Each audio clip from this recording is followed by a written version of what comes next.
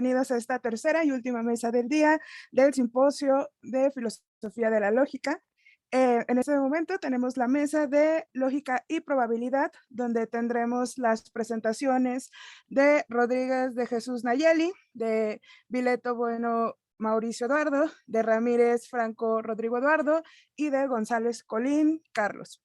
Entonces, pues, si gustan, comenzamos. Nuestra primera presentación estará a cargo de Nayeli Rodríguez y de Mauricio Vileto. Tienen 15 minutos para su exposición. Entonces, hola. Adelante. Muy buenas tardes. Voy a empezar a compartir pantalla entonces. Por favor.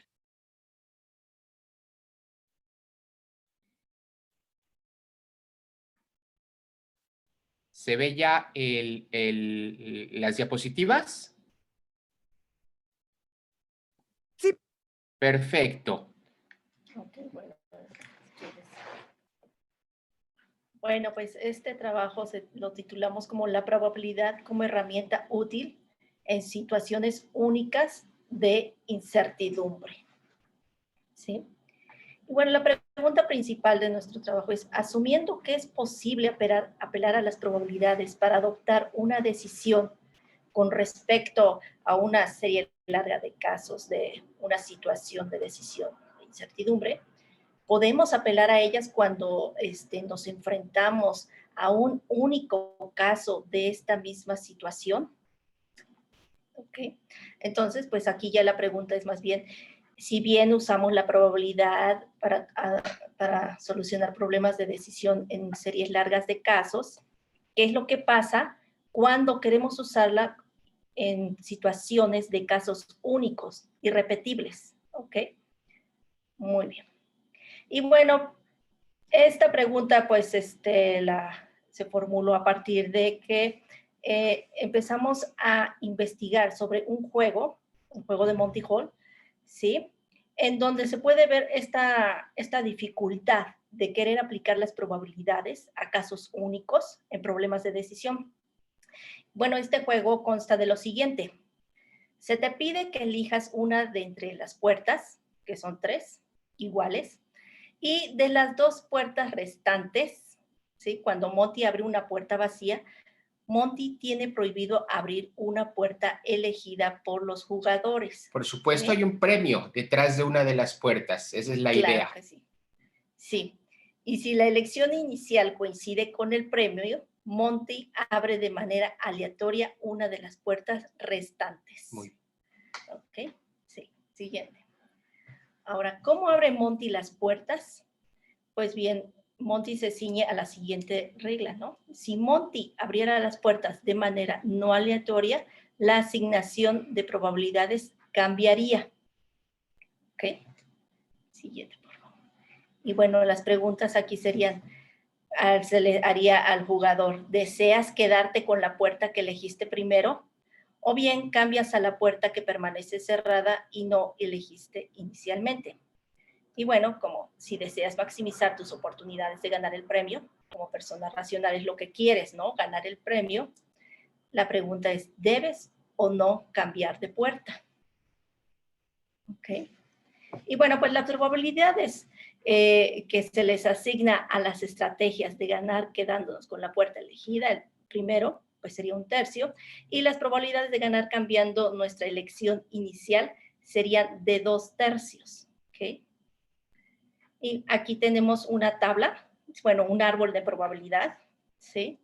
Donde podemos ver la combinatoria de todos los posibles casos y al final, ahí al final en negritas, aparece, dice, probabilidad de perder cambiando sería 1/3 y la probabilidad de ganar cambiando sería 2/3, ¿ok? Ahora, ¿qué sucede en un caso único? ¿Qué sucede en un juego único? ¿Sí? Si bien podemos apoyarnos en este resultado de 1/3 y 2/3, cuando se trata de una serie larga de casos, es decir, si jugáramos varias veces, tiene sentido apelar a las probabilidades cuando se trata de un juego único e irrepetible. Y bueno, pues Peter Bauman, trata de responder a esta pregunta y lo hace a partir de darnos una versión del juego de Monty Hall, y su versión pues es titulada la versión de los dos jugadores. Es parecida a la versión del juego de Monty Hall, pero pues con las siguientes excepciones. La primera es, en este juego hay dos jugadores, el jugador A y el jugador B, y a estos jugadores se les pide elegir una puerta. Ahora bien, si se da el caso que A y B eligen puertas distintas pero vacías, entonces Monty está obligado a abrir la puerta del premio y este será entregado a los jugadores, ¿ok? El premio será entregado a los jugadores si es que Monty abre la puerta con premio. Y bueno, ninguno de los jugadores sabe qué puerta eligió el otro jugador, ¿ok? Y aquí hay otra tabla o árbol de probabilidad donde tenemos todas las combinatorias de los posibles casos. Y como verán, en la probabilidad de ganar cambiando sería 6/9, ¿sí? En la versión de los dos jugadores. Y la probabilidad de ganar no cambiando sería 5/9. ¿Ok? Siguiente. Y bueno, Bauman nos dice, lo interesante aquí sería ver este caso único en específico, ¿sí? En el caso, supongamos o asumamos que el premio está en la puerta 1 y que el jugador A elige la puerta 1, el jugador B elige la puerta 2 y Monty abre la puerta número 3. Luego, el jugador A sabe que ha elegido la puerta 1, pero conforme a las reglas del juego, ignora qué puerta eligió el jugador B y sabe que Monty ha abierto una puerta vacía. Ok, bueno, pues aquí eliminamos los casos en los que Monty abre una puerta premiada, ¿sí? Dada la especificación del juego. Ok. Entonces, las probabilidades para los casos en los que Monty no abre una puerta premiada se reducirían o se cambiarían a las probabilidades de ganar cambiando a 4/7 y las probabilidades de ganar no cambiando de 3/7. Muy bien. Y bueno, pues en esta tabla estamos eliminando los casos en donde A y B eligen la misma puerta, de manera que A y B eligen puertas distintas. Y además Monty no abre la puerta con el premio. Sabiendo esto, nosotros como espectadores, sabiendo esto, sabemos que las probabilidades cambian, las probabilidades de ganar cambiando, pues ya serían, se modificarían a 1/2 y las probabilidades de ganar no cambiando a 1/2. A ver, estas serían las probabilidades objetivas. Pero para saber estas probabilidades, los jugadores tendrían que saber lo que el otro jugador ha elegido. Eso, por supuesto, está prohibido por las reglas del juego. De manera que la situación epistémica de los jugadores está representada más bien por este caso. Cada uno sabe que sus probabilidades de ganar cambiando es de 4/7 y sus probabilidades de ganar no cambiando es de 3/7. Ahora sí. Ahora bien, ok, continúo. ¿Cuál es el problema aquí?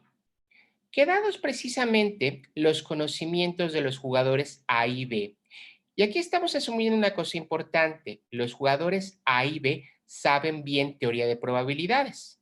Entonces, ¿qué es lo que sucede? Dadas las reglas del juego, vamos a tener dos puertas restantes que pueden que pueden elegir los jugadores A y B. Ahora, tal y como describimos en este caso único, A va a atribuir una probabilidad de ganar a la puerta 1 de 3/7 y a la puerta 2 le va a atribuir una probabilidad de ganar de 4/7. En cambio, B va a atribuir una probabilidad de ganar a la puerta 2 de 3/7 y a la puerta 1 una probabilidad de ganar de 4/7. Seguimos conectados, ¿verdad? Ahí están. Sí. Perfecto. Ahora bien, ¿qué pasa aquí? Aquí vemos que tenemos que los dos jugadores atribuyen probabilidades distintas a las mismas puertas. Eso podría resultar sorprendente si se tratara de probabilidades objetivas. No se trata de probabilidades objetivas, se trata de probabilidades epistémicas. Pero hay un detalle.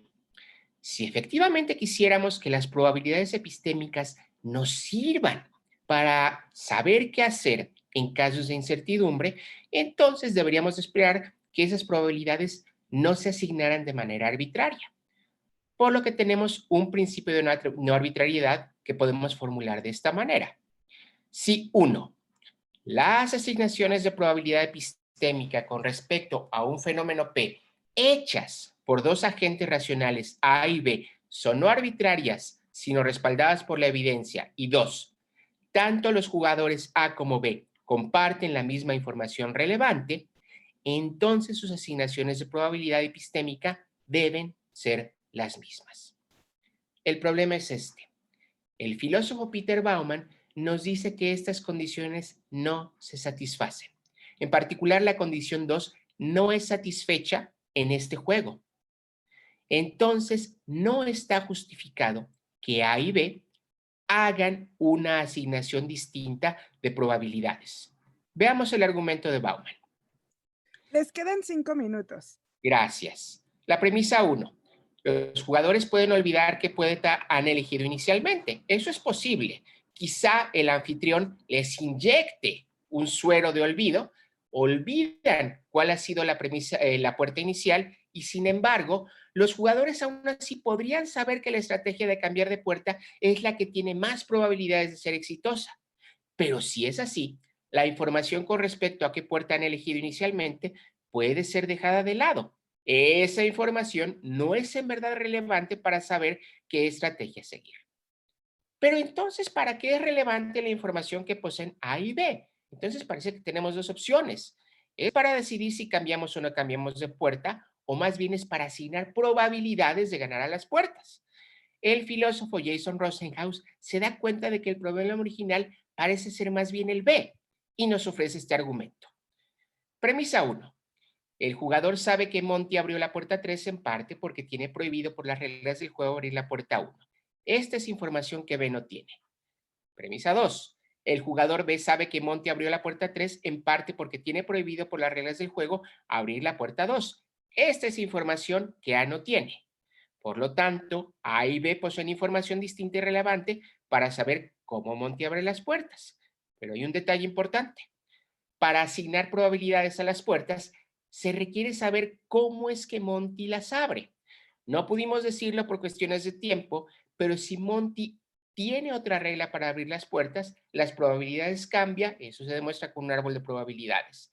La conclusión, por lo tanto, es esta. Por lo tanto, A y B poseen información distinta y relevante para saber cómo se asignan probabilidades a las puertas, a pesar del argumento de Bauman. Sin embargo, Nayeli y yo nos damos cuenta de algo que nos parece muy importante.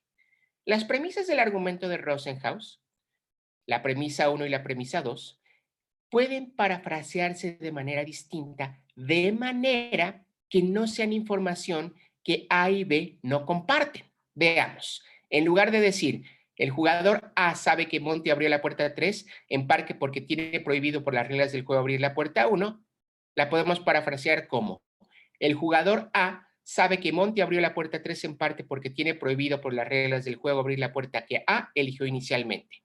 De manera análoga, podemos hacer lo mismo con la premisa 2. Pero es que si es así, entonces A y B saben o comparten la información expresada por las premisas 1 y 2, de manera que la información relevante que tienen es la misma y por tanto su asignación de probabilidades no debería diferir. Luego, la información distinta que poseen A y B no es relevante, por tanto, y de acuerdo al principio de no arbitrariedad, no está justificado que atribuyan probabilidades distintas a las puertas. Conclusiones. No cuestionamos el cálculo de la probabilidad. Nuestra pregunta es de carácter epistemológico. 2. El problema de atribuir probabilidades a casos únicos es un problema que sigue abierto. 3. Para determinar cómo es que las probabilidades nos ayudan a resolver problemas de decisión en casos únicos, es necesario buscar argumentos a favor alternativos. Muchas gracias. Muchas gracias, Nayeli, Mauricio, muy interesante. Si están de acuerdo, entonces pasamos a la ronda de preguntas. Igual, las personas que están aquí en la sala de Zoom pueden levantar su manita virtual y les cederé la palabra.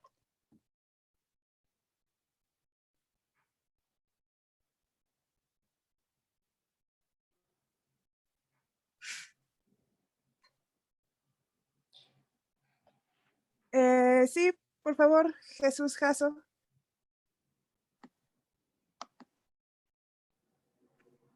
Hola Mauricio. Jesús, Nayeli, ¿cómo estás?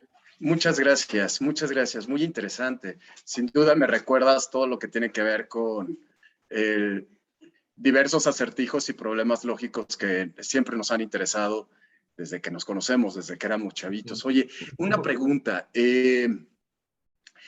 ¿Tú crees que en estos casos de decisión nosotros podríamos aplicar, por ejemplo, ciertas herramientas de la estadística descriptiva sumados a los recursos que tú dices, por ejemplo, de Bauman para poder hacer elecciones sobre probabilidades, o crees que son campos completamente diferentes?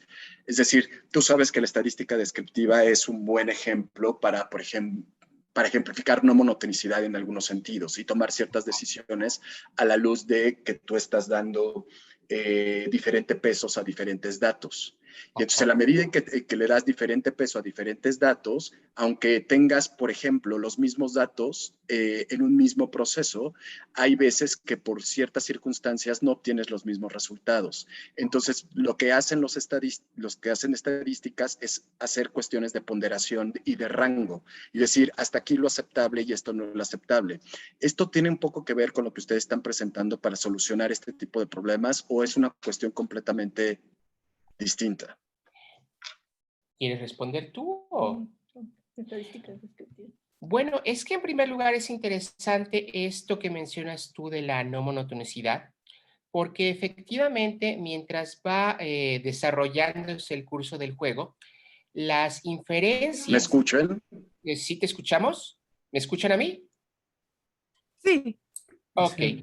Efectivamente, las inferencias de los jugadores van cambiando a medida que van recibiendo nueva información. Por ejemplo, al inicio del juego, saben perfectamente que sus oportunidades de elegir la puerta con premio, sus probabilidades de elegir la puerta con premio son precisamente de 1/3. Pero precisamente en el momento en que ven que el anfitrión, en este caso Monty, abre una puerta vacía, entonces la asignación de probabilidades original también va a cambiar. De 1/3 puede pasar a 2/3, ¿sí? En ese sentido, efectivamente es un fenómeno no monotónico. Ahora, con respecto a lo de estadísticas, ahí sí te lo voy a quedar a deber, Jesús, porque sí necesito estudiar un poquito más acerca de ese fenómeno, pero en todo caso, efectivamente es un fenómeno no monotónico, lo que también nosotros queremos representar aquí. Este proceso en donde se van actualizando poco a poco las probabilidades que los jugadores asignan a las puertas. En nuestro caso, lo que queríamos ver era si hay justificación para asignar probabilidades a las puertas cuando se trata de casos únicos, irrepetibles, aislados, porque ese es precisamente el problema. Si jugamos una serie larga de casos, parece que nadie discutiría que las probabilidades pueden ser aplicadas. Lo dudoso, lo que muchas personas dicen que es cuestionable, es si estas probabilidades pueden aplicarse a casos únicos. Claro, claro. Muy interesante, Mauricio. Muchas felicidades a los dos. Gracias. Muchas gracias. Muchas gracias, doctor Jesús Jasso. ¿Hay alguien más que tenga alguna pregunta o comentario respecto al trabajo de Mauricio y Nayeli?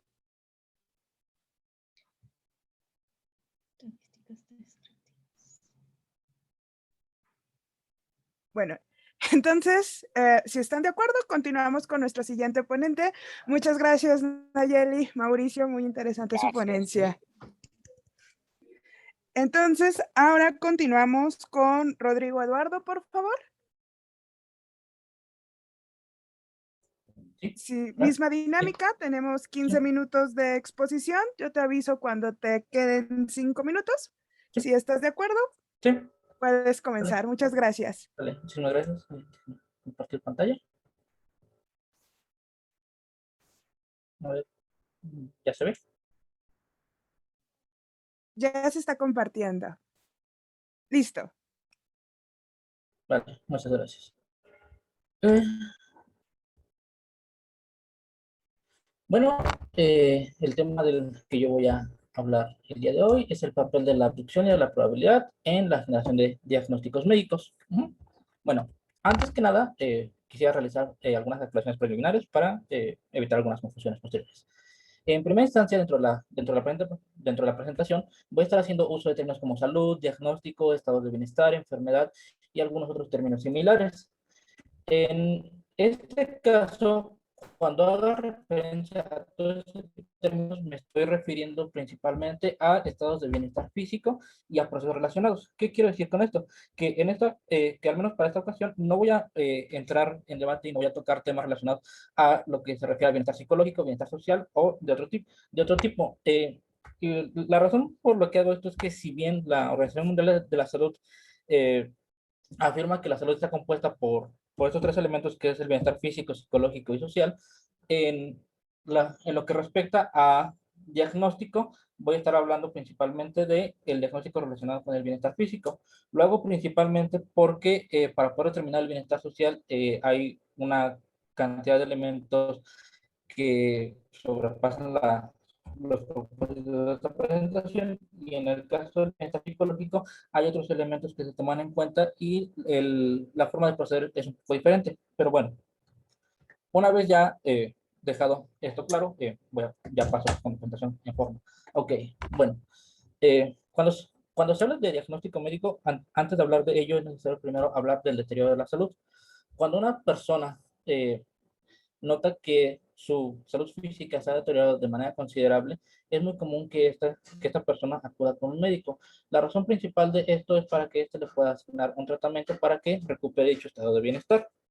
La forma en la cual los médicos for- eh, asignan un tratamiento es a través de un diagnóstico, y dicho diagnóstico es formulado a partir de algo que es denominado como cuadro clínico. Y bueno, aquí entra la pregunta de qué es un cuadro clínico. Bueno, un cuadro clínico se conforma por dos elementos, por los signos y los síntomas. Los signos son todas aquellas afecciones que pueden ser percibidas tanto por el enfermo como por algún tercero. En algunos casos no es necesario tener formación médica, ni instrumentos especiales, ni demás eh, para poder notar los signos. Es decir, cosas como heridas, como irritaciones en la piel o demás, pueden ser percibidas por cualquier persona mediante los sentidos. Existen otros casos en los cuales sí es necesario tener cierta formación médica o tener ciertos instrumentos especiales. Tal es el caso para detectar, por ejemplo, fracturas o tumores. En el caso de los síntomas, estos tienen un carácter más fenomenológico, es decir, estos solamente son percibidos por el paciente o por el enfermo, como le queremos denominar. Y bueno, para que el médico pueda trabajar con ellos o para que el médico pueda incorporarlos al cuadro clínico, depende netamente del testimonio del paciente. Ok. A partir de los, a partir de la información recabada, es como se comienza a realizar un cuadro clínico para posteriormente realizar un diagnóstico y así poder asignar un tratamiento. En condiciones ideales, podríamos pensar que tenemos una lista de signos y síntomas y que a partir de dicha lista podemos asignar una enfermedad determinada. Lamentablemente, eso no sucede en la mayoría de las ocasiones. La principal razón de ello es porque los cuadros clínicos frecuentemente se encuentran incompletos. ¿A qué me refiero con eso? A que los médicos no siempre tienen toda la información de la cual podrían o deberían disponer. ¿Cuál es la razón de ello? Existen varias. En el caso de los signos, estos se puede apelar a la falta de estos, o más bien a la falta de información sobre estos, debido principalmente a la ausencia de utensilios determinados. ¿Qué quiero decir con esto? En que, como mencionaba hace un momento, para detectar algunos signos es necesario valernos de determinados instrumentos. Por ejemplo, para detectar una fractura es necesario tener rayos X. Si no se tiene el equipo suficiente, muchas veces no es posible detectarlo, determinados signos. En el caso, bueno, otra de las cosas que pueden ser es el de la falta de preparación del médico. En algunas ocasiones, cuando los médicos apenas se inician o en algunos de los primeros diagnósticos, suelen pasar por alto ciertas cosas y debido a ello la información no se encuentra del todo completa. En el caso de la sintomatología, esta puede ausentarse igual debido a diversas razones. Una de ellas puede referirse a la necesidad del paciente. En algunos casos, por X o Y circunstancia, los pacientes omiten de manera deliberada o no deliberada tener ciertas afecciones. Ello puede interpretar un poco el diagnóstico. Y otra de las razones es por los tipos de enfermedad. Existen algunas enfermedades las cuales no presentan sintomatología, ya sea en sus primeras etapas o a lo largo de toda la enfermedad. Y bueno, esto presenta ciertas dificultades para poder generar un diagnóstico. ¿Qué es lo que qué es lo que sucede? Por ejemplo, enfermedades las cuales no presentan del todo sintomatología, no podríamos descartar su existencia, sino más bien que para dar cuenta de ellas se tendría que apelar únicamente a los signos.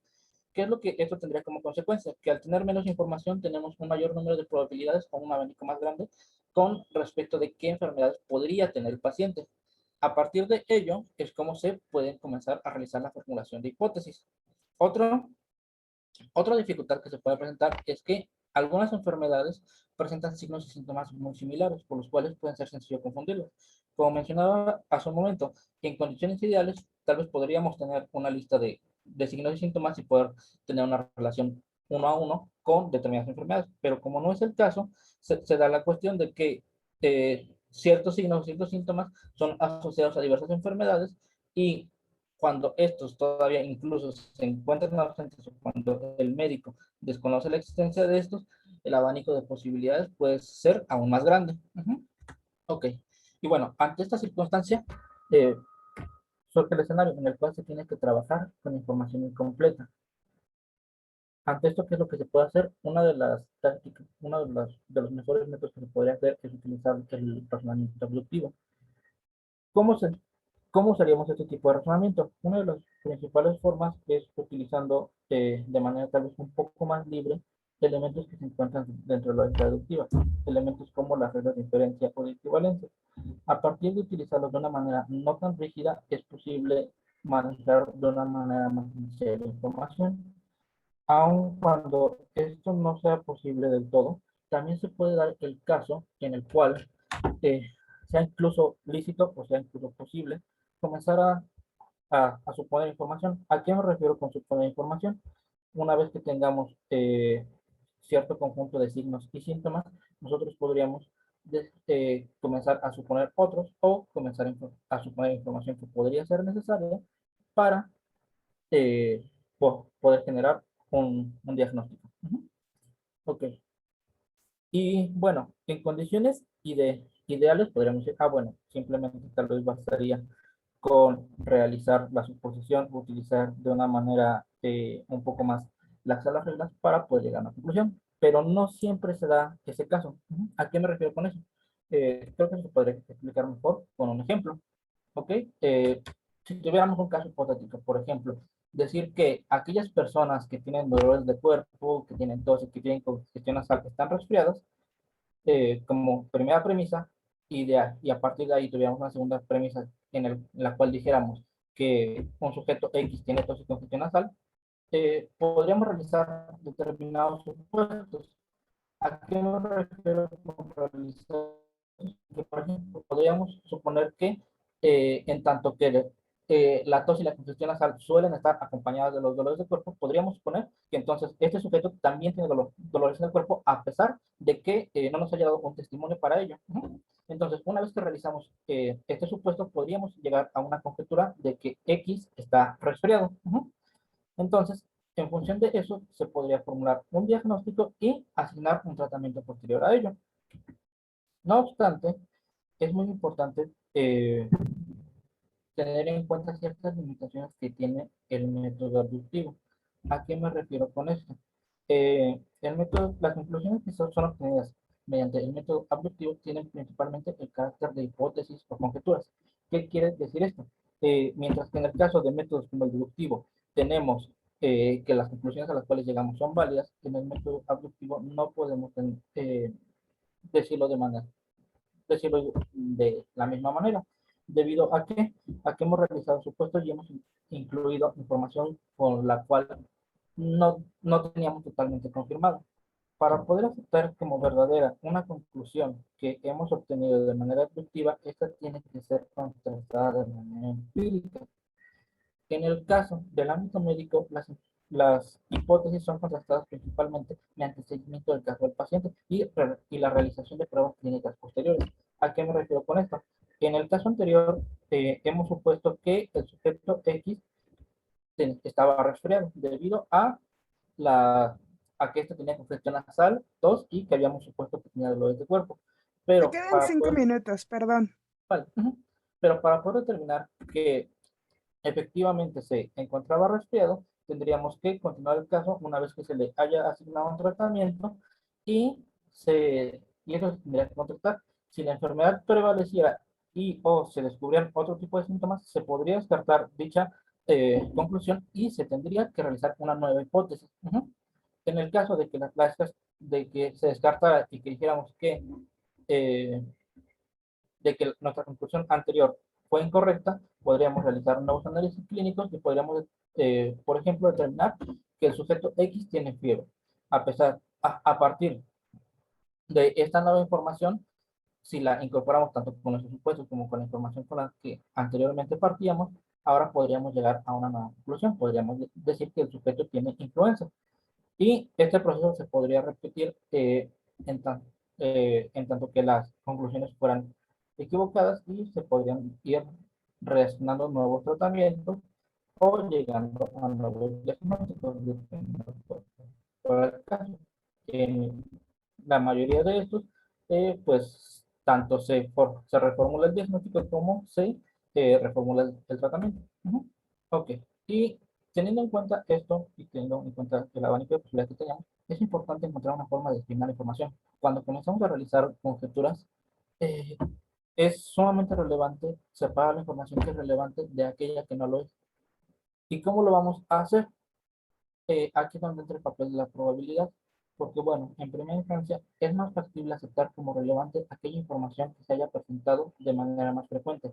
Es decir, si yo tengo, por ejemplo, 100 casos en los cuales ha habido pacientes que tienen determinados síntomas y estos pacientes tienen determinada enfermedad, por ejemplo, en este caso de tos y todo dolor de cuerpo y congestión nasal, y se ha dado hemos visto una gran cantidad de veces que esos han tenido influencia, es más factible que yo acepte que tienen influenza a que tienen alguna otra enfermedad. Pero aquí hay que resaltar algo muy, muy importante, y es que la información que puede ser relevante hoy, en muy poco tiempo puede dejar de serlo. ¿A qué me refiero con esto? En que tal vez en determinado momento existe, no lo sé, un brote muy grande de influenza. Entonces, a partir de ello, podría realizar supuestos y podría decir, ah, bueno, es más sencillo que la persona tenga influenza a que tenga alguna otra enfermedad, pero de la misma manera, en como tengo un brote de influenza, este puede pasar o puede ser otra cantidad de situaciones, o se puede dar el caso en que surjan las enfermedades o demás, y entonces la información que en este momento fue relevante puede que en el siguiente momento no. Y bueno, entonces, a partir de ello es que tenemos que tener en cuenta todavía más elementos. Y que en el caso de los diagnósticos médicos y demás, tenemos también que tener en cuenta que siempre existe información previa, información que condiciona nuestras posibles conclusiones. ¿A qué me refiero con que existe información previa? En que cuando una persona acude por determinada enfermedad o para realizar un diagnóstico, estas ya tienen un historial clínico. ¿A qué nos referimos con un historial clínico? A que ya se sabe cosas como su peso, como si llega a tener alguna alergia a determinada sustancia, como si es propenso a tener tal o cual enfermedad y demás. Sumado a ello, existen otros elementos que pueden ser tomados en cuenta, pero que, como decía hace un momento, pueden ser tomados con mayor relevancia. Entonces, por ejemplo, podríamos hablar de la zona geográfica en la cual vive, debido a que, por ejemplo, en algunas zonas existe una mayor probabilidad de contrarrestarlo con enfermedad que en otras. E incluso se podría hablar de actividades familiares. Y bueno, ante esta cuestión nos topamos con dos corrientes de la probabilidad, que es el frecuentismo y el bayesianismo.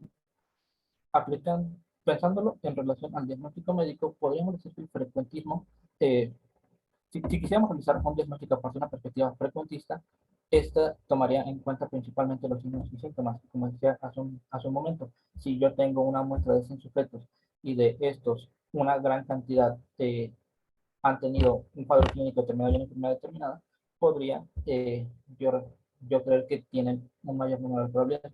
En cambio, en el caso del bayesianismo, sí se tiene esta otra cuestión, en la cual se puede ir incorporando nueva información, e incluso información que no se encuentra dentro del cuadro clínico, como lo señalaba hace un momento.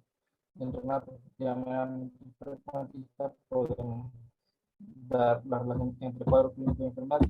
Dentro de una perspectiva bayesiana es más sencillo tomar en cuenta cuestiones como lo que ya mencionaba del track clínico, las zonas geográficas, antecedentes y demás. Y bueno, ante esta disyuntiva parece ser que el enfoque bayesiano tiene tal vez ciertas ventajas. En primera instancia, bajo esta perspectiva, podemos trabajar tanto con información que se encuentra en pequeñas cantidades como información que se encuentra en grandes. Si bien es cierto que cuando trabajamos con información, cuando trabajamos con pequeños casos, la muestra no es tan representativa, también tengo que decir que esto es un problema más como de la probabilidad general y no solamente del enfoque bayesiano. En segunda instancia, como mencionaba, podemos tomar en cuenta datos que ya que sean relevantes y que puedan ir siendo continuamente actualizados. Y algo muy importante es la cuestión de corregir una hipótesis que se acopla de una manera bastante buena con lo que mencionaba hace un momento de la discusión. En estos casos podemos, a partir de la realización de análisis clínicos o demás, incorporar la nueva información para obtener una nueva conclusión, a pesar de que ya hayamos tenido un primer resultado, por decirlo de alguna manera. ¿Y esto porque es importante, ¿no? Cuando trabajamos dentro de condiciones ideales, métodos como el deductivo pueden ser muy útiles, porque generan conclusiones que son válidas, ¿no? Y si trabajamos con premisas verdaderas, tendremos conclusiones verdaderas. Pero la cuestión es que rara vez dentro de la vida real tenemos las condiciones ideales. Por eso es importante tener un método con el cual sea posible trabajar con información, un método que sea menos rígido y que todavía, sumado a ella, nos permita eh, utilizar la información de otras maneras. Y, y de hecho, esto todavía se acentúa más cuando tocamos temas tan importantes y tan delicados como puede ser la salud. Bajo, utilizando esquemas como por ejemplo el método deductivo, pues como decía, podemos llegar a conclusiones verdaderas, podemos llegar a conclusiones válidas, ¿no? Bueno, sí, verdaderas. Pero existen muchas ocasiones en las cuales este método es insuficiente debido a que es sumamente rígido. Y dentro de un tema, como lo mencionaba, tan delicado, bueno, existen escenarios en los cuales llega a ser más importante poder formular una hipótesis, no importa que esta se pueda descartar, a no poder llegar a una conclusión.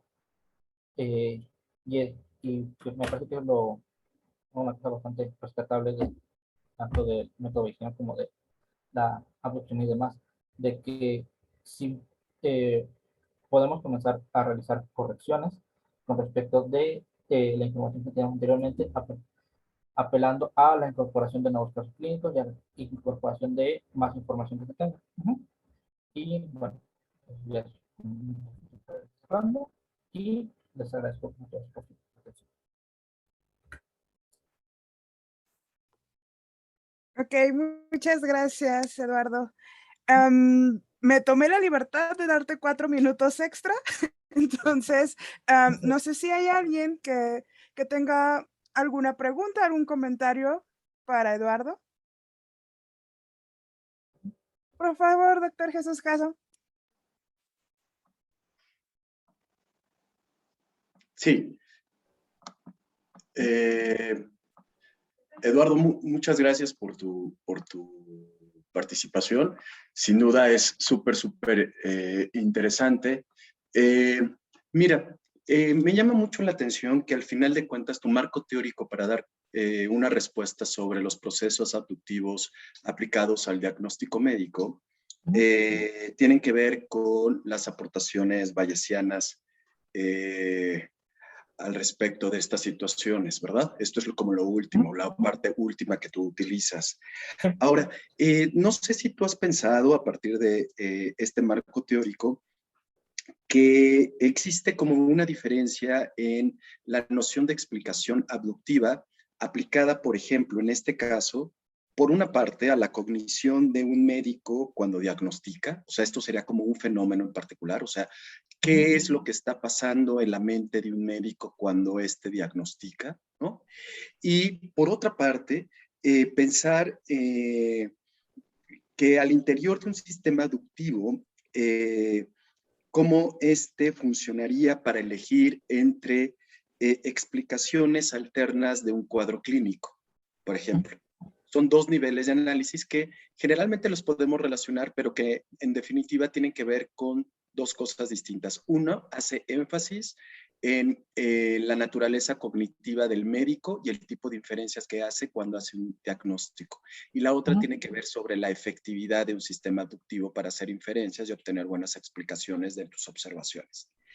Y la segunda tiene que ver, no sé si tú has pensado en cómo explicar en este contexto asimetrías entre explicaciones y predicciones abductivas. Por ejemplo, nosotros podemos afirmar cosas como no guardar distancia con alguien que tiene COVID-19 puede explicar el contagio. Sin embargo, esta es una condición débil, deficiente predicción. Es decir, no siempre esta es una condición que nos permite con eficiencia predecir que cualquier persona que no haya estado a una distancia específica vaya a contraer COVID.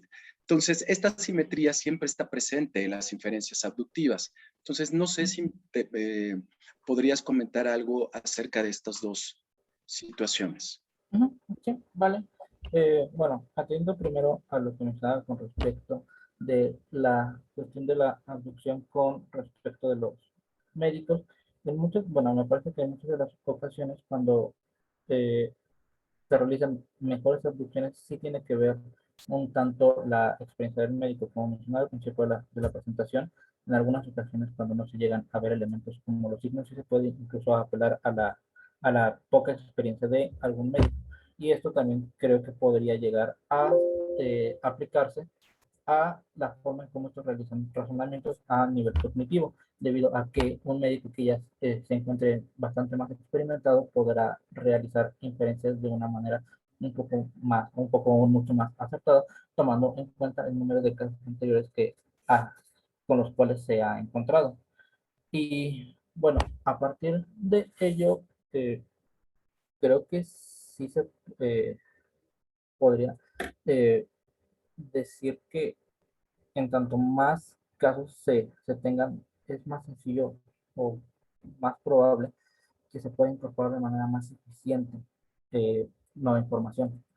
Con respecto del segundo punto que trataba, con respecto de condiciones que pueden resultar más débiles o más fuertes, aquí creo que es importante resaltar el hecho de que no solamente tenemos una única condición, lo que mencionaba de aquellas personas que guardan una determinada distancia, es menos probable que se contagien de COVID-19, lo podríamos pensar en tanto qué tan frecuente o qué tan poco frecuente llegan a ser, y sumado a ello, qué otros factores y qué otros elementos están tomados en cuenta. Podemos ya incluso ya incluir cuestiones como de espacios abiertos, con qué tipo de personas nos relacionamos y demás. Creo que sí es bastante importante tomar en cuenta eso, que son múltiples elementos de que, a pesar de que como que en algunas ocasiones lo vemos de una manera como un tanto lineal o donde solamente tenemos un elemento en cuenta, que sí tendríamos que tomar en cuenta esta última opción. Claro. Ok, Eduardo. Muy amable, muchas gracias, muy interesante. Muchas gracias. No sé si, Carlos, querías hacer alguna pregunta, un comentario. Sí, pero no sé si todavía me queda tiempo. Sí, sería la última pregunta por el momento, pero sí, adelante. Vale, habías mencionado, bueno, en tu charla mencionaste que el diagnóstico se suele recurrir mucho a la aplicación del... Ay, Perdón, ahora no puedo iniciar el vídeo porque estoy a oscuras. Bueno, hablaste de la aplicación del razonamiento deductivo al diagnóstico médico, pero también mencionaste la posibilidad de aplicar el razonamiento deductivo, especialmente cuando se hablan de estos casos ideales, ¿no? A mí me pareció interesante, mientras lo estabas explicando, pensar en algún ejemplo de este caso ideal. No pude encontrar ninguno. Pero me parece aún más interesante pensar en la posible relación entre el pensamiento o el razonamiento deductivo y el abductivo y la forma en cómo esto se podría complementar en el diagnóstico médico. No sé si tendrías como algún ejemplo o si tú has reflexionado sobre esta posibilidad. Sí, ¿podrías repetirme los últimos? Perdón, había un poco de ruido en el ambiente y no te escuché la Sí, última. que si tú has reflexionado sobre la relación entre el razonamiento deductivo y el razonamiento abductivo en el ámbito del diagnóstico médico, Sí, o sea, su sí, interconexión, y si tendrías como algún ejemplo como para ilustrar esta relación. sí, sí, sí, de hecho sí. Bueno, una cosa que es importante señalar y que, bueno, por cuestiones de tiempo no lo puse en la presentación, es que tanto el razonamiento deductivo como el abductivo e incluso el inductivo no son necesariamente mutuamente excluyentes. ¿A qué voy con esto? A que en diversos momentos podemos hacer uso de un razonamiento deductivo, posteriormente a realizar el uso de razonamiento abductivo y demás, en tanto que estos pueden llegar a ser complementarios para la generación de un diagnóstico. Por ejemplo, podríamos pensar en una situación como la que planteaba en el ejemplo, de decir, bueno, aquella persona que tenga tos, que tenga congestión nasal y que tenga dolor de cuerpo, entonces tiene fiebre, ¿no? Perdón, tiene gripe. Y a partir de ello dices, ah, bueno, ahí tengo estos conjuntos de elementos, entonces, y si se da el caso en el cual se cumple la condición anterior, y a partir de ahí, entonces, como podría realizar una inferencia de carácter deductivo para poder llegar a la conclusión de que tal persona tiene fiebre. O incluso también podría llegar a decir, ah, bueno, encontré un caso que es anómalo, y entonces podría decir que tengo un individuo que no tiene fiebre, bueno, perdón, que no tiene influenza, y en función de esto decir que, ah, bueno, tal vez no tiene alguno de estos síntomas. Como mencionó, los métodos de razonamiento no son mutuamente excluyentes, y de hecho, sí, creo que es bastante común que se lleguen a utilizar de manera conjunta o que se lleguen a alternar. Como mencionaba, el hecho de utilizar a uno de ellos no excluyan a alguno de los demás. Ok, ok, gracias. Muchísimas gracias. Muchas gracias a Carlos y a Eduardo por su ponencia, muy interesante. Entonces, bueno, vamos súper bien de tiempo, pero pues sigamos con nuestra siguiente ponente, que es el turno de Carlos. Vale. Pues por sugerencia tuya, tienes 20 minutos para exposición y cuando te queden 5 minutos, yo te aviso, ¿va? Vale. Vale, pues No sé adelante. si puedes estar viendo ahora la pantalla. Sí, Bueno,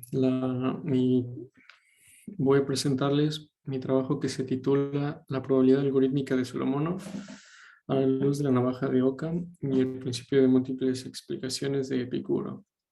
En este trabajo, mi objetivo principal es entender hasta qué punto se podría hablar de una aplicación o de una formalización tanto de la navaja de Occam como del principio de Epicuro dentro de un método que se conoce como la probabilidad algorítmica, que fue desarrollada por Solomonov en la década de los 60.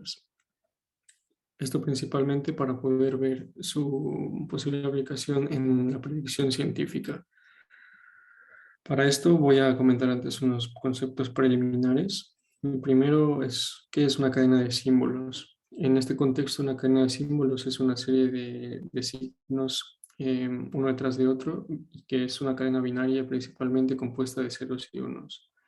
De este lado, del lado izquierdo, se puede ver la cadena T, que dice 0101, y del lado derecho está la cadena TA, que es la misma cadena T más otra cadena A, que está representada por 0, 0. Luego tenemos el concepto de máquina, que es básicamente un artefacto que mediante un programa convierte un input en un output. Y aquí tenemos las tres definiciones complementarias de esta. Un programa sería un conjunto de reglas que permiten producir un output. El input básicamente las cadenas de entrada, y el output pues sería el resultado de interpretar el input a partir del programa dentro de una máquina. Aquí se puede ver un esquema. En la parte de arriba está el input. En la parte de medio estaría el programa P, Q y R, que producen las tres cadenas que están por debajo, que son TA, TB y TC. Entonces, esto es básicamente lo que engloba la parte teórica de la probabilidad algorítmica en términos muy generales. La probabilidad algorítmica tiene como propósito resolver la siguiente pregunta. Y es que, dada una cadena de símbolos T producida por una máquina con un input aleatorio, ¿cuál es la probabilidad previa de que su continuación sea la cadena TA?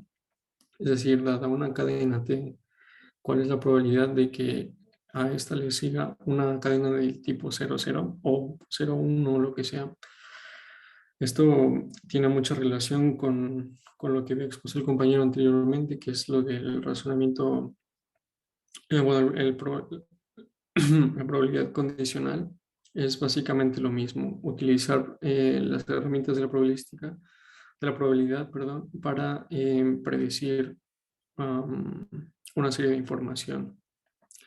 Sin embargo, a diferencia de este método, lo que hace Solomonov es proponer que la probabilidad previa para asignar un valor a la hipótesis correcta se basaría no precisamente en una actualización constante de los datos, sino en el tamaño del programa mínimo que produce a dicha cadena. Para entender esto, pues vamos a ver cómo funciona básicamente la probabilidad algorítmica. Su funcionamiento comienza cuando la máquina recibe el input aleatorio. A partir de este input genera todos los posibles programas que ayudan a resumir ese input. Es decir, si el input es una especie de cadena como esta que se muestra en pantalla, pues se podrían generar dos programas o más, pero aquí solo muestro dos, en los cuales se describe de una manera más sencilla esa cadena. Por ejemplo, el programa 1 dice, reproduce 4 veces el 0 y luego pon 2 unos y 2 ceros. Mientras que el programa 2 dice, reproduce 4 veces el 0, 2 veces el 1 y 2 veces el 0 nuevamente. Si se dan cuenta, P1 y P2 son formas de describir el input. Entonces, en ese sentido, aquí se conocen como programas. Que un programa sea menor que otro significa que tiene más codificaciones de este tipo, que son las potencias que están representadas por las potencias aquí. Entonces, en este ejemplo, el programa que tendría menor información sería P2 y por lo tanto sería esta cantidad de información la que servirá para determinar la probabilidad de que el siguiente símbolo sea un 0 o un 1. Esto garantiza que la probabilidad será mayor cuando el tamaño del programa sea menor y viceversa, lo cual a su vez indica que hay una especie de sesgo hacia los programas mínimos en este método. De manera interesante, este método de Solomonov se ha interpretado como un método formal relacionado con el razonamiento inductivo y más especialmente con la predicción científica. Como ya había mencionado, por lo mismo de que estaba inspirado en los trabajos de Bayes. Sin embargo, esto también dio paso a involucrar otros aspectos filosóficos, otros elementos filosóficos en la teoría de Solomonov. Y son dos. El primero es que, dado que el método permite obtener en consideración todas las posibles hipótesis, se suele relacionar con uno de los principios o uno de los métodos de Epicuro, que se conoce como el método de múltiples explicaciones. Y este dice que se deben mantener todas las hipótesis que son consistentes con un hecho. Básicamente nos dice que si tenemos varias hipótesis y todas estas explican el mismo hecho y no hay razones para elegir una de otras, pues todas se deben mantener como explicaciones plausibles del hecho. Y por otra parte, dado que el método muestra un sesgo hacia las hipótesis más simples, entre comillas, es decir, a los programas mínimos, también se ha interpretado como una forma de aplicar el principio de Occam, que se puede resumir básicamente en la siguiente definición. Dice, si hay dos o más hipótesis que son consistentes con el hecho o con los hechos, es racional elegir la más simple. Para sostener estas interpretaciones se necesitan al menos 4 supuestos, 2 para la simplicidad y 2 para la parte de múltiples hipótesis. Lo primero que tenemos que hacer para sostener esto es suponer, o más bien aceptar, que el programa con menor cantidad de información es de hecho el programa más simple. El segundo supuesto sería justificar esto apelando al hecho de que el programa más simple es el más probable y brindando razones para que esto sea el caso. Por la parte de múltiples hipótesis, tendríamos que aceptar que la acción de mantener todas las hipótesis que son consistentes con el hecho sería algo así como asignar la misma probabilidad a cada una de estas, lo cual está en estrecha relación con el principio probabilístico de insuficiencia, también conocido como criterio de Laplace. Y finalmente, para ligar esto con Solomonov y Epicuro, tendríamos que mostrar o argumentar que el principio de insuficiencia es una formalización del principio de Epicuro. Si nosotros podemos lograr mostrar que estos 4 supuestos son supuestos razonables, entonces las interpretaciones que he mostrado aquí pues se pueden sostener, lo cual nos llevaría a pensar a su vez en una posible formalización de estos principios filosóficos dentro del método de Solomonov. Sin embargo, hay algunas objeciones que tengo a cada uno de los supuestos. El primero, con respecto al supuesto 1, que dice el programa con menor cantidad de información es el más simple. Lo que yo objeto es que el término simplicidad dentro del principio de Occam es un término filosófico bastante complejo y que su aplicación no se reduce únicamente al ámbito de la simplicidad sintáctica. Con esto quiero decir que en el ámbito científico el principio de Occam no se utiliza únicamente para hablar de la sencillez estética que tendría una fórmula matemática o un conjunto de símbolos, sino que también se suele utilizar, por ejemplo, en un sentido metodológico u ontológico. Para ilustrar esto, podemos pensar que tenemos 2 teorías, una de las cuales presenta 20 entidades y la otra postula 5. En este caso, elegir la teoría que postula 5 entidades equivaldría a decir que elegimos esta por ser la más sencilla, ontológicamente. En este caso, pues no se muestra una especie de simplicidad sintáctica, por lo mismo de que los contextos en el ámbito científico son muy diferentes. No obstante, ante esto se puede objetar nuevamente a mi objeción que en este momento de la historia de la ciencia se están llevando a cabo proyectos en esta vía de la teoría de Solomonov, principalmente en lo que se conoce como la hipótesis o las hipótesis del universo algorítmico, las cuales básicamente afirman que los fenómenos que nosotros observamos son resultado de computar una serie de reglas muy básicas. Algunos trabajos muy famosos sobre esto pues son el libro de A New Kind of Science de Wolfram y algo que conoce como la simplicidad material que desarrolla un filósofo llamado Kevin Kelly. En ese sentido, si nosotros aceptamos si tomamos la hipótesis como buena y decimos que la naturaleza es sencilla porque se reproduce a partir de reglas sencillas, entonces podríamos aceptar este supuesto, el supuesto 1. Pero considero que en este momento de la ciencia no estamos listos aún para poder aceptarlo sin más y dejar de lado toda la riqueza filosófica que trae consigo el principio de Occam en relación al término de simplicidad. Por otra parte, respecto al segundo supuesto de que el programa más simple es el más probable, yo objeto que lo que la hace más probable al programa no es la simplicidad, sino en realidad es la regularidad lo que lo hace más probable. Y ahí tengo 2 ejemplos para para explicar esto. En el primer ejemplo, imaginemos que tenemos una cadena de 1000 ceros y que tenemos dos hipótesis. Una que dice el siguiente símbolo es un 0 y la otra que dice el siguiente símbolo es un 1. La pregunta es cuál de estas sería más probable y por qué. Intuitivamente podríamos decir que la más probable sería la que le sigue un 0, precisamente porque hasta este momento ha habido un patrón que nos ha dicho que se han reproducido ceros y ceros y no hay nada que nos indique que vaya a ser un 1 el que vaya a salir de repente. Esto no significa claramente que el hecho de haber visto mil ceros nos permitan decir que el siguiente símbolo es un 0, porque esto sería una falacia. Lo único que estoy diciendo es que la regularidad siempre nos incita a pensar o nos da razones para pensar que ese ciclo se va a seguir repitiendo a lo largo del tiempo.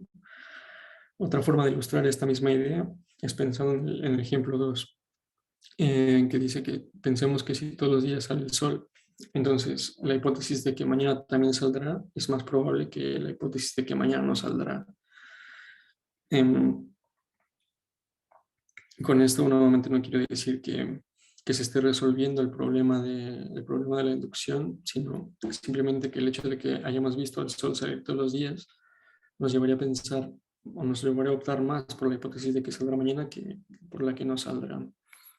Como pueden ver, aquí no está involucrada la simplicidad, sino más bien es una cuestión metodológica que involucra este aspecto de la regularidad o el reconocimiento de patrones en la información que tenemos. A pesar de esta explicación o de este argumento, se me podría decir, bueno, hay mucha gente que piensa que la regularidad es una expresión de la simplicidad. Y yo podría objetar a esto que en realidad en la probabilidad algorítmica se dan casos donde la cadena más regular, entre comillas, es una cadena completamente aleatoria. Y para esto solamente basta pensar en una cadena que no tiene ningún patrón. Lo que diría la probabilidad algorítmica o en el método es que esta cadena, la cadena más simple sería la cadena misma. Es decir, al no haber patrones, no se puede reducir de la forma como está aquí abajo, por ejemplo. Entonces tendríamos que reproducir la cadena completa, lo cual choca un poco con las intuiciones sobre las que parte esta idea del programa mínimo, porque en este caso no habría programa mínimo. Y pasamos directamente al supuesto 3, que nos dice la acción de mantener todas las hipótesis consistentes con el hecho es como asignar a cada una la misma probabilidad. Yo considero que como tal este supuesto resulta muy intuitivo.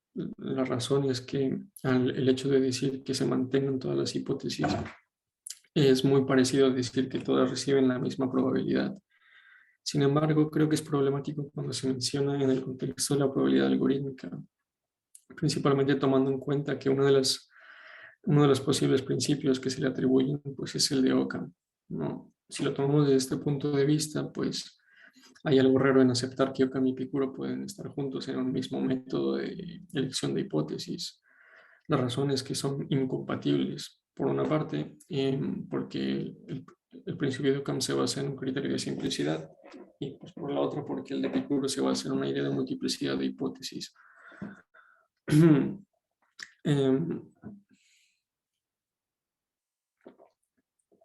Adicionalmente, desde un punto de vista más teórico, pasa lo mismo en la diferencia entre la probabilidad algorítmica y el principio de insuficiencia.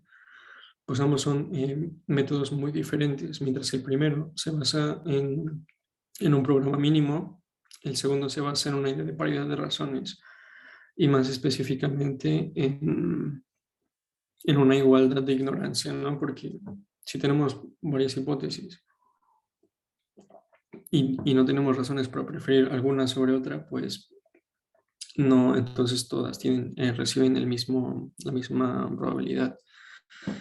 Sin embargo, alguien puede decir, y con mucha razón, principalmente Solomonov, bueno, en realidad es posible interpretar la probabilidad algorítmica en términos de principio de razón insuficiente, y yo estaría de acuerdo, precisamente por lo que se ve debajo.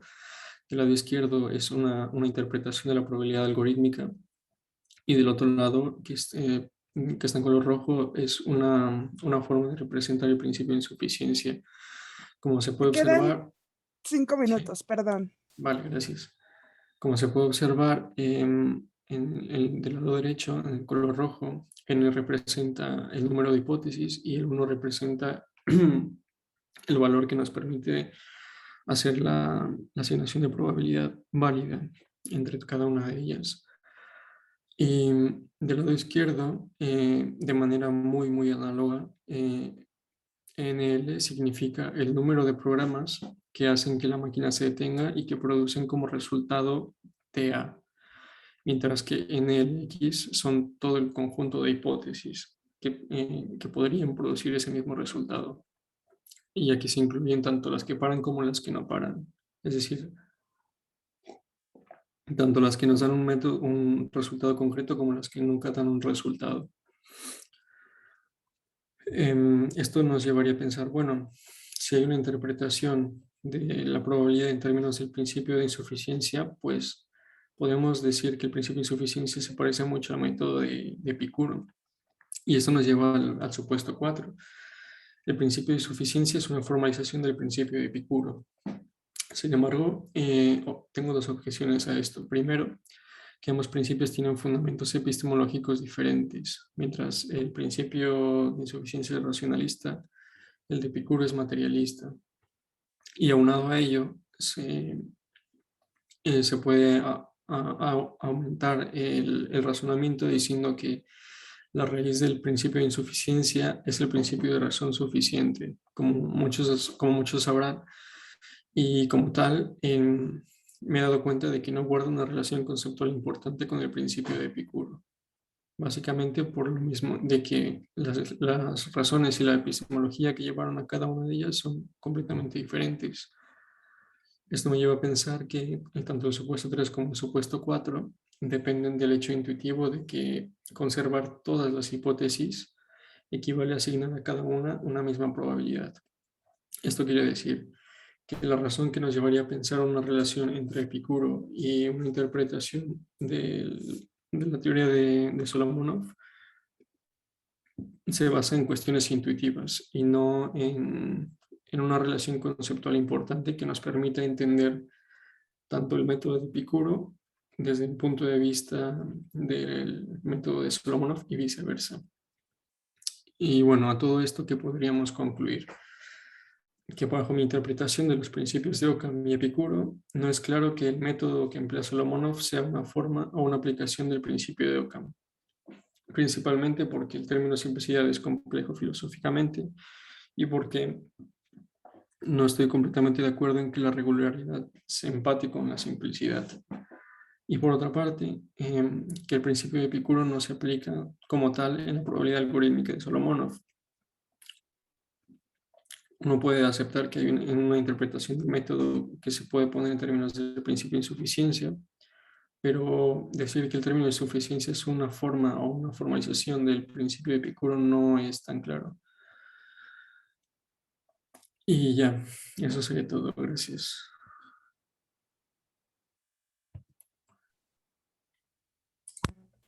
Muchas gracias, Carlos. Si están de acuerdo, entonces pasamos a la ronda de preguntas y comentarios. ¿Alguien quiere preguntarle algo a Carlos? Sí, Mauricio, adelante. Hola, Carlos, ¿cómo estás? Muy buenas noches. Hola, allá donde Mauricio. estás. Madrugadas. Madrugadas. Sí. Tienes una pregunta y me da de veras mucha curiosidad preguntarte esto. Dime. ¿Por qué no podemos adoptar un método sencillo? No sé, a mí se me hace sencillo, no sé qué me podrás responder tú, de decidir cuándo o qué tan complejo es un programa, apelando a un modelo sencillo como de máquinas de Turing y simplemente decir que el programa más sencillo es el programa que tiene menos cuartetas o condiciones. No sé si me doy a entender. Sí, menos instrucciones, ¿quieres decir? Menos instrucciones, exactamente. Mm. ¿Por qué no hacer eso? Sí, de hecho lo que hace Solomonov es eso.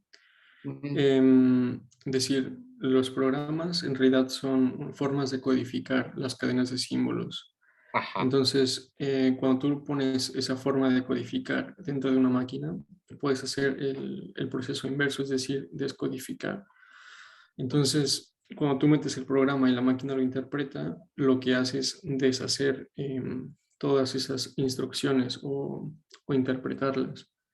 Entonces, ajá, realmente, cuando se habla de cantidad de información, se habla de la cantidad de reglas que existen para poder llevar a cabo ese proceso. ajá, Entonces, básicamente, lo que acabas de decir es lo que se hace en este tipo de métodos, aunque de una forma un poco más elaborada. ajá. Ujú. Ok, ok, era eso. Gracias, Carlos. Gracias a ti. Gracias, Mauricio. ¿Alguien más quiere hacer algún comentario, alguna pregunta?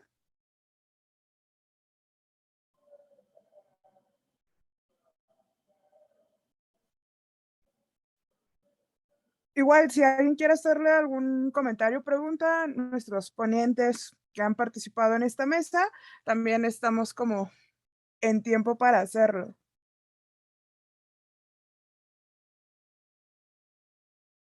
¿No?